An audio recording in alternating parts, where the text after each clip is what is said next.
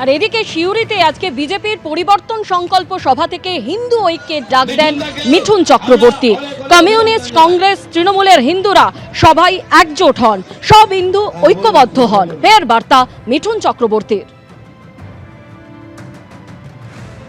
আমি সবাইকে বলছি, যারা কমিউনিস্ট আছেন তাদের মধ্যে, যারা হিন্দু আছেন তাদের মধ্যে এদের হিন্দুত্ব বেঁচে আছে, তাদেরও বলছি, কংগ্রেসকেও বলছি, এমনকি তৃণমূলের যেসব হিন্দু ভাই বোনরা আছেন যারা দুর্নীতি করেন না, যাদের মধ্যে বিবেক আছে, তাদেরকেও বলছি, আসুন একসাথে এক ছাতার নিচে এসে ভোট করে এই সরকারকে গেট থেকে তাড়াই।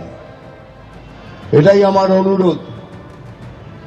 দেখুন, এইসব ফালতু বিতাড়না, এইসব কথায় বিশ্বাস করবেন না যে বিজেপি আর তৃণমূল মিলে রয়েছে, তাদের মধ্যে একটা গাঁট রয়েছে। প্রধানমন্ত্রী আর ওই ম্যাডামের সাথে কিছু একটা গাঁট রয়েছে। এগুলো শুধু আপনাদের বলে বলে বিভ্রান্ত করার চেষ্টা করা হচ্ছে, সব মিথ্যে কথা। তাই যদি সত্যি হতো তাহলে মিঠুন চক্রবর্তী এই স্টেজে দাঁড়ান না।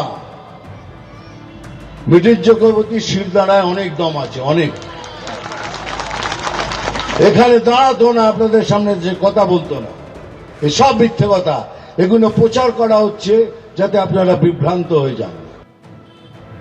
অন্যদিকে পুরুলিয়ায় রণসংকল্প সভা থেকে অভিষেক বন্দ্যোপাধ্যায় তিনি বলেন, তৃণমূলের কেউ খারাপ ব্যবহার করলে আমাকে জানান, এক ডাকে অভিষেকে ফোন করে জানান, যাদের জন্য তৃণমূল থেকে, তাদের জন্য তৃণমূল থেকে মুখ ফেরাবেন না। পুরুলিয়ার সভায় বার্তা অভিষেক বন্দ্যোপাধ্যায়। তৃণমূলের কোন রকম কোন স্থানীয় পদাধিকারী যদি আপনাদের সাথে কোন রকম খারাপ আচরণ করে, ব্যবহার করে, আপনারা এক ডাকে অভিষেকে ফোন করে আমাকে জানাবেন, কিন্তু তাদের জন্য তৃণমূলের তরফ থেকে মুখ ফেরাবেন না। এটা পুরুলিয়ার মানুষের কাছে আমার একান্ত অনুরোধ। আসছে ভোট, চড়ছে রাজনীতির পারদ। ফের কেন্দ্রীয় বঞ্চনার অভিযোগ করলেন অভিষেক বন্দ্যোপাধ্যায়। পাল্টা সরব হয়েছেন সুকান্ত মজুমদার। বিজেপি বাংলায় হেরেছে, আমি তো ধরলাম পুরুলিয়ায় জিতেছে। তা পুরুলিয়ার মানুষকেও যদি ঘর দিত, বাড়ি দিত, জল দিত, আমার আপত্তি ছিল না। এরা রিমোট কন্ট্রোলের মতো আপনাদের পরিচালিত করতে চায়। জিএসটি করে বাংলার টাকা তুলে নিয়ে যাচ্ছে। আজকের দিনে দাঁড়িয়ে বাংলার বকেয়া পাওনা হচ্ছে 2 লক্ষ কোটি টাকা।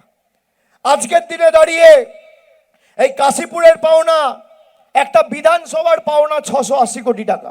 এই 680 কোটি টাকা যদি আমরা দিল্লি থেকে লড়াই করে ফেরত আনতে পারি, তাহলে কিভাবে আরো উন্নয়ন করতে পারবে আমাদের সরকার, আপনারা ভাবুন। আমরা বলেছিলাম 100 দিনের কাজ চালু করতে হবে, গরিব মানুষের টাকা তুমি আটকে রাখতে পারবে না। আইনত মামলা হয়েছে, সেই মামলা জেতা হয়েছে, মানুষ জিতেছে, বাংলার মানুষ মাথা নত করেনি। আচ্ছা, তৃণমূল কংগ্রেস বড় বড় কথা বলে 100 দিনের কাজ বিজেপি বন্ধ করে দিয়েছে, গরিব মানুষের মুখের ভাত কেড়ে নিয়েছে।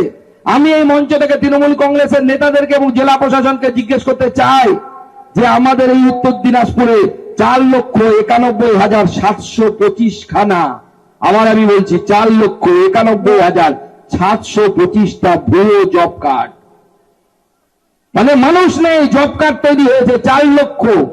বিগত বেশ কিছু বছর ধরে এই 4 লক্ষ কার্ডে টাকা উঠেছে। আমার প্রশ্ন যে এই টাকা কার কাছে গেছে, জবাব তৃণমূল কংগ্রেসের নেতাদেরকে দিতে হবে। আপনি জবাব দিন। 7 দিনের মধ্যে ভারতীয় জনতা পার্টি আপনাদের এখানে 100 দিনের কাজ 125 দিনের কাজ হিসাবে এখানে ফিরত পেয়ে যাবে, এই গ্যারান্টি আমরা দিচ্ছি। পুরুলিয়া সভা থেকে এসআইআর নিয়ে আক্রমণ শানান অভিষেক বন্দ্যোপাধ্যায়। তিনি বলেন, লজিক্যাল ডিসক্রিপেন্সি নিয়ে সুপ্রিম কোর্টে বাংলার মানুষের জয়।